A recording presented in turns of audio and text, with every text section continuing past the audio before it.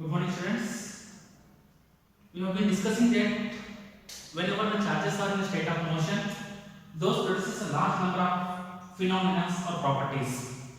So, a part of it we have been completed that whenever the charges are in a state of motion, which produces the current, and that current which produces large number of effects, and one of the effects when the charges are in a state of motion or when the current flows through the conductor is magnetism. So this is the property which is exhibited when the charges are in a state of motion. So we are going to discuss about the magnetic property when the charges are in a state of motion. Okay. So now we are well known about the both electricity as well as the magnetism since from a large number of years ago, about 2000 years. Okay, but we came to know that both electricity as well as the magnetic field or magnetism which are interrelated, and this was observed by the scientist H.C. Ørsted, Hans Christian Ørsted. Okay, so while conducting the experiment of electricity, so while he was doing the experiment with the conductor which is carrying the current, so now here this is the current carrying conductor and now current is flowing. So while doing the experiment with the current carrying conductor, unexpectedly there was a magnetic needle which was placed nearby the current carrying conductor. So now while current starts flowing, here he observed that this magnetic needle gets deflected like this. So by that he concluded that here magnetic needle has been deflected whenever the current is flowing through the conductor which is nearby the magnetic needle. So he concluded that the current inside the conductor which produces some force on the magnetic needle, and the force which is exerts on the magnetic needle, that's why the force is named as the magnetic force. But so here we know that any body or any particle which is not able to move without any application of the force. So now here the magnetic needle which gets deflected or which moved. So this is possible only when there must be some force which must be applied on it, and the force who produces on it, the force which must be produced by the current which is carrying through the conductor, which is passing through the conductor. So that's why he concluded that the current whenever it is passing through the conductor, this conductor or this current which produces force on it, and this particle is now magnet, therefore the force on the magnetic needle is called as magnetic force, and it is a non-contact force. Okay, so non-contact force ಯಾವಾಗ particle ಮೇಲೆ apply ಆಗ್ತಿತ್ತು ಅಂತಂದ್ರೆ ಅದಕ್ಕೆ face ಅಂತ ಕರೀತೀವಿ. So therefore the magnetic field is produced, the magnetic field is produced around the conductor ಅಂತ conclude ಮಾಡ್ತಾರೆ ಯಾರು H.C. Ørsted, Hans Christian Ørsted. So here whenever the current is passing through the conductor, whenever the current is passing through the conductor, then which must produces what? The magnetic field around it. The field is nothing but the non-contact force, and by that field any particle which can apply the or any particle which can show or exert the force on it. Okay, so now here this magnetic needle which is gets deflected because of some external force, and the force which was produced by the current, and that's why it is called as the magnetic field. So he concluded that what? Magnetic field is produced by the current carrying conductor. So this is the very important phenomena which is shown by the charges when they are in motion.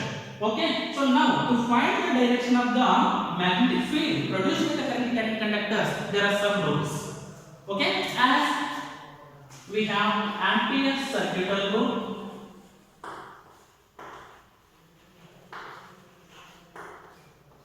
Ampere's circuital law. Second one, right hand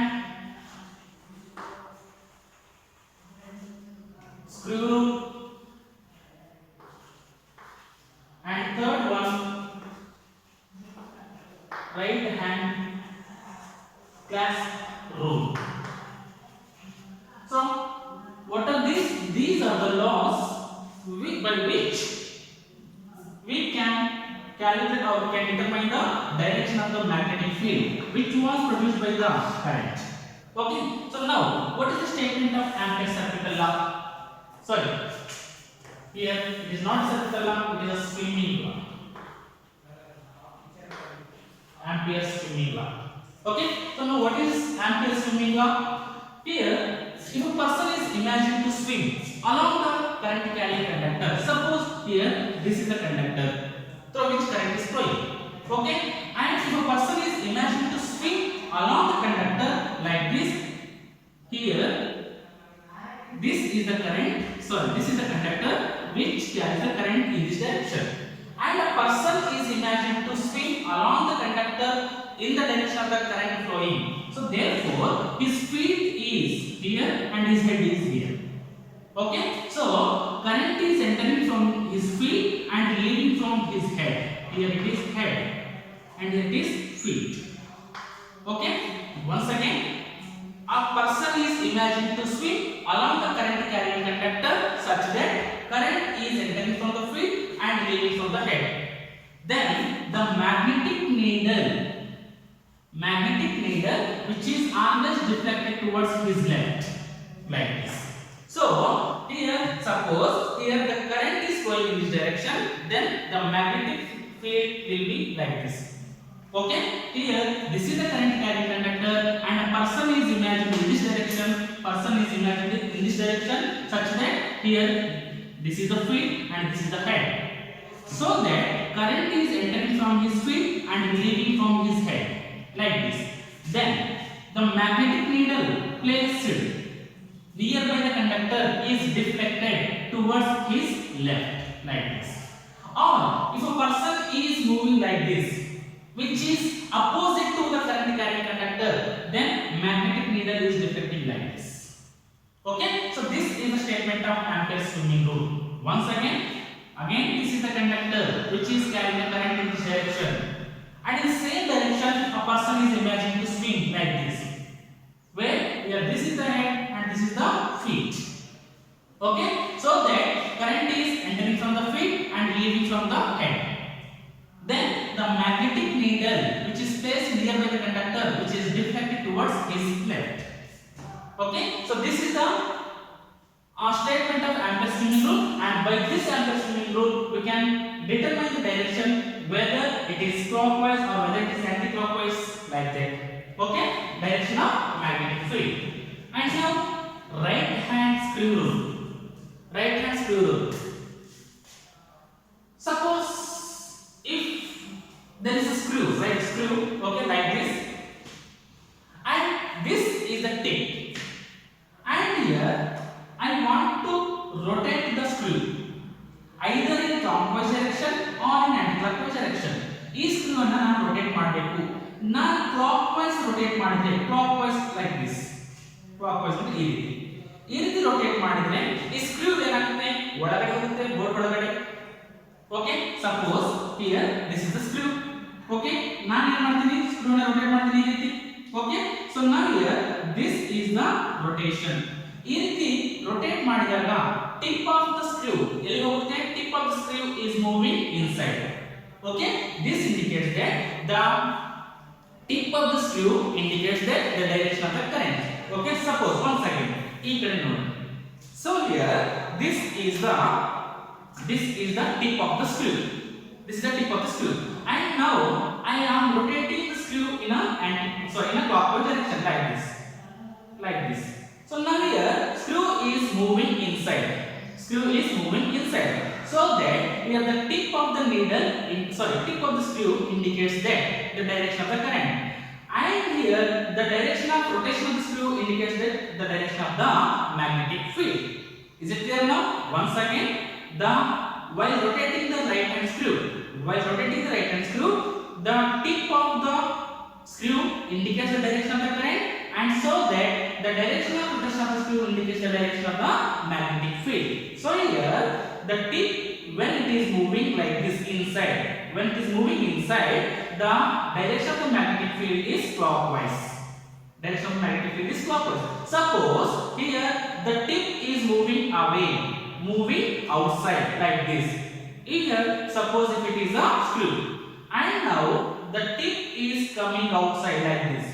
Now here I am rotating the screw in an anti-clockwise direction, so that is concluded that the magnetic field will be in an anti-clockwise direction when the tip is moving outward. Is it clear now? Once again, if the right hand screw is moving inside, then the magnetic field is clockwise direction such that the direction of the tip or the motion of the tip of the screw indicates the direction of the current.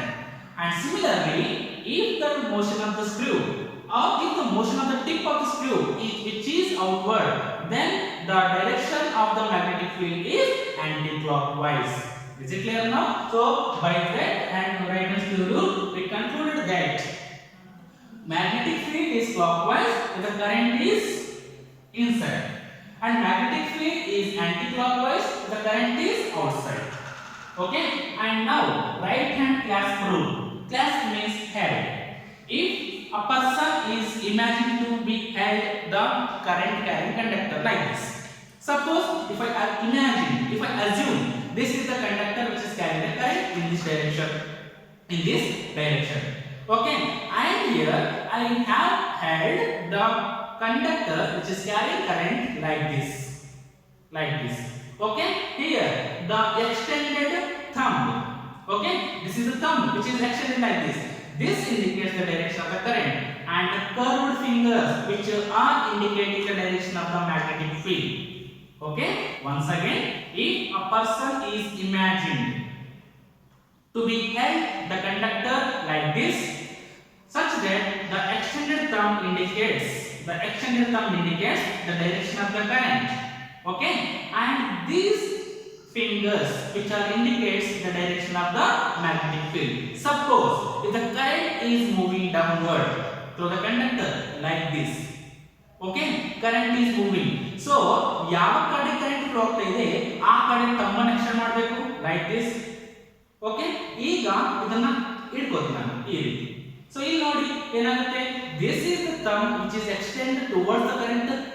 Okay, and these are the fingers which are curved, so that here the current thumb indicates the direction of the current, and these curved fingers indicate the direction of the magnetic field. Okay, ಇದು ಈ ರೀತಿ ಇದ್ರೆ current ಈ ಕಡೆ ಹೋಗ್ತಿತ್ತು ಅಂತಂದ್ರೆ magnetic field ಈ ರೀತಿ. ಓಕೆ, ಕರೆಂಟ್ ಈ ರೀತಿ ಅಂದ್ರೆ ಮ್ಯಾಗ್ನೆಟಿಕ್ ಫೀಲ್ಡ್ ಈ ರೀತಿ. Okay, so these are the three rules by which we come to know that the direction of the magnetic field. Okay, so once again a strong revise of the topic that magnetic field is produced by the current carrying conductor, and this was first observed by H.C. Oersted while conducting the experiment of electricity. Okay, so to find the direction of the magnetic field, we have the rules: Ampere's swimming rule, right hand screw rule, and right hand clasp rule. And Ampere's swimming rule states that if a person is imagined to be swinging along the direction of the current, then the magnetic needle deflects towards the left of his hand. Okay, next, right hand screw rule. Okay, if a screw is to be rotated, okay, the tip of the screw which indicates the direction of the current, and the direction of the rotation of the screw indicates the direction of the magnetic field. And right hand clasp rule. If a person is imagined to be held the right conductor with the right hand, such that the extended thumb indicates the direction of the magnetic field, and the curved fingers indicates the direction of the extended thumb indicates the direction of the current, and the curved fingers indicates the direction of the magnetic field. So this is the small introduction about the magnetic field. Okay, and next, what is the force exerts on the charged particle when it is entering into the magnetic field? Whether there is a force on the magnetic, whether there is force on the conductor or on the charge or not. If there exists a force, what is the magnitude of the force? That we will discuss here. So now force on the charge.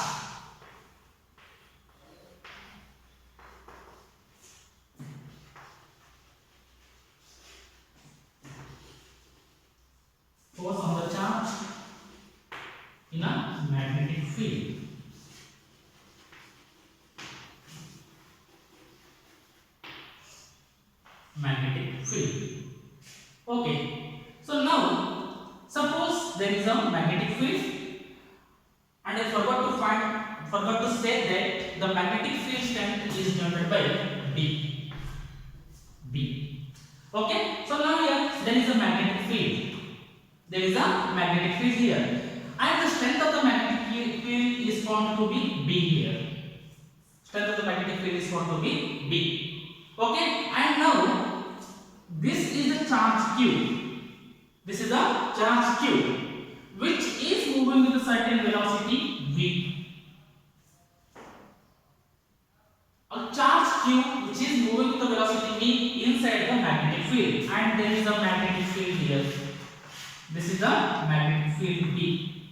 So now how much force exerts on the charge we have to be determined here.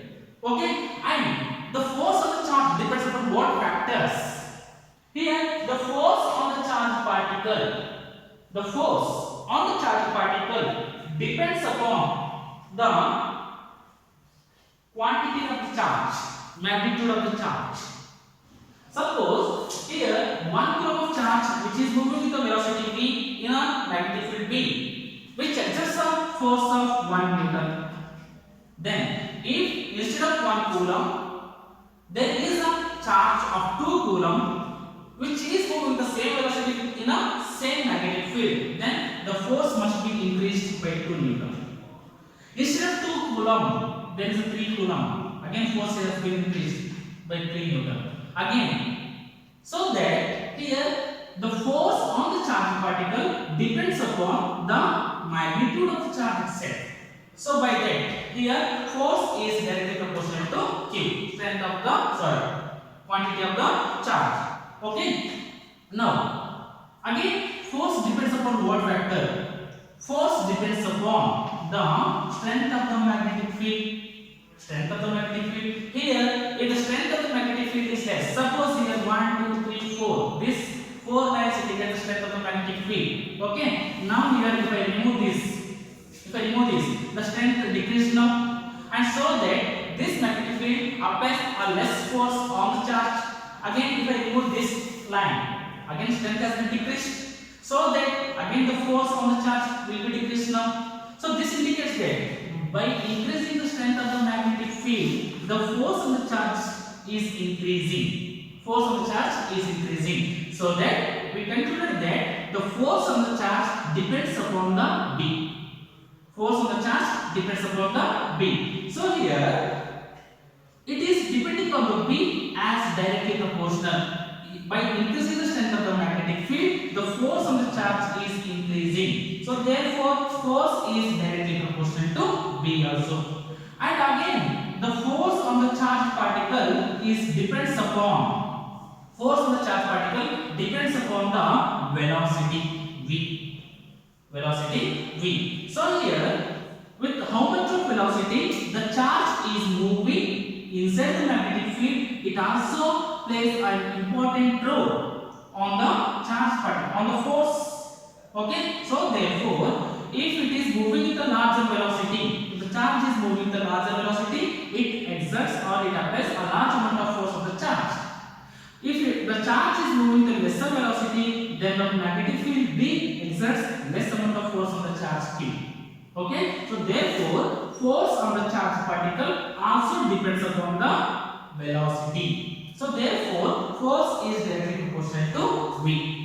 Once again, force is directly proportional to Q, the magnitude of the charge.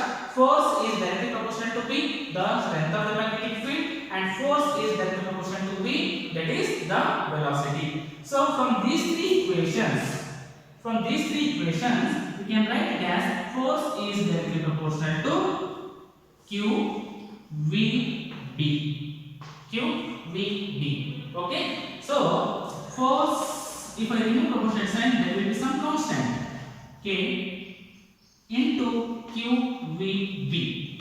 If K is equal to 1, then F is equal to Q V B. So this is the force on the charged particle. Force on the charged particle Q on the force on the charged particle Q in a magnetic field B. So F is equal to Q V B. QVB. Now see here, force is a vector quantity. Force is a vector quantity. Velocity is also vector quantity.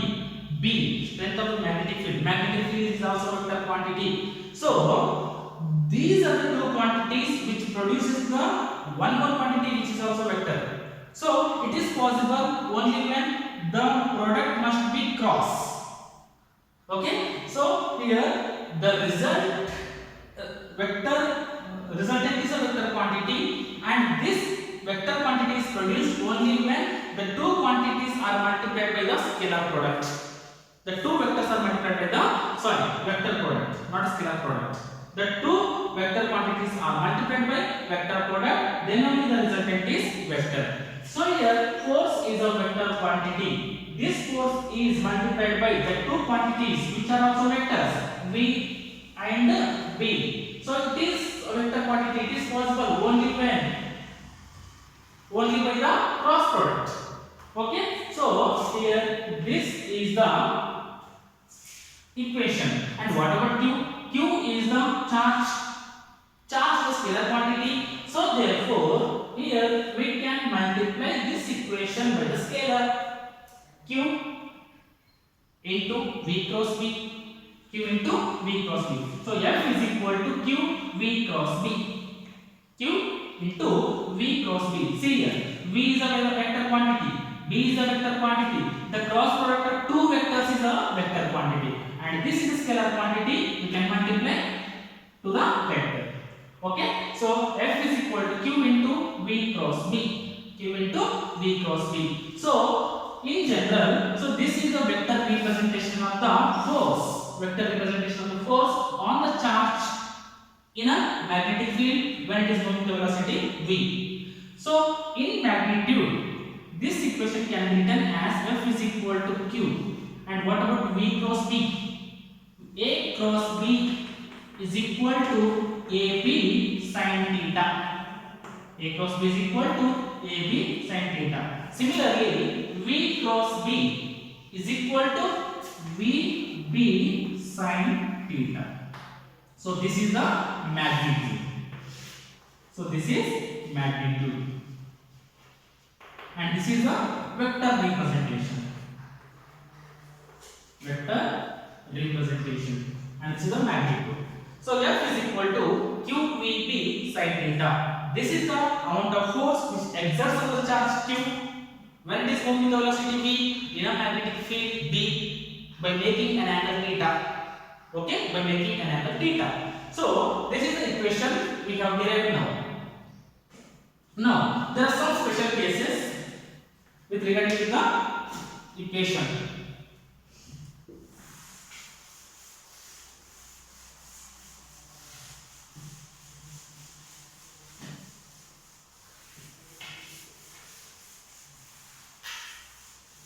So we have the equation F is equal to QVB sin theta. F is equal to QVB sin theta. QVB sin theta. Okay. So this is the original equation we have. Now by this equation, we have some special cases. The first thing is, suppose if Q is equal to 0, what happened to this equation? If Q is equal to 0, then F is equal to 0 into anything, 0, then F is equal to 0. If Q is equal to 0, then F is equal to 0. What it indicates? This indicates that there will be no force on the particle which has no charge. There will be no force on the particle which has no charge, that is, which is neutral, even though when it is moving in a magnetic field. Or magnetic field will not apply the force on the particle which is neutral. If the charge of the particle is 0, then there will be no force on that particle by the magnetic field. So this is the conclusion. Once again, if Q is equal to 0, if the particle is neutral, charge 0 is neutral. So then on that particle there will be no force. F is equal to 0, even though it is moving in the magnetic field with any amount of velocity. Here this indicates that no force on neutral particle. No force on neutral particle by the magnetic field. Okay. And the second thing, if V is equal to 0, if V is equal to 0, here 0 into anything again it will be 0, then F is also equal to 0. Again what it indicates? If a charged particle which is at rest in a magnetic field, then there will be no force on it. Is it clear now? If a particle which is charged, okay, which has charge, but that charged particle, if it is at rest inside the magnetic field, then there will be no force on it. So the charged particle, if it is at rest inside the magnetic field, then the force on that particle or on that charge is equal to 0. No force on stationary charge. Stationary charge. Third thing, see here, B. If B is equal to 0, then it doesn't matter whether the charge is moving, whether the charge has a large amount of quantity. So then there will be no force because there is no magnetic field. So if B is equal to 0, then F is equal to 0. It is very clear that if there is no field means who has to apply the force? So that's why the force is equal to 0. And the fourth thing, if theta is equal to 0 degree or 180 degree, then theta is equal to 0 or 180, sine 0, 0, sine 180 also equal to 0. So here, if theta is equal to 0 or 180, sine theta becomes 0. So 0 into anything again, it will be equal to 0. Then the force is equal to 0. This indicates that a particle which has a charge is moving with a velocity v, but it enters into the magnetic field parallelly, or if it is moving anti-parallelly in the magnetic field, then there will be no force on it.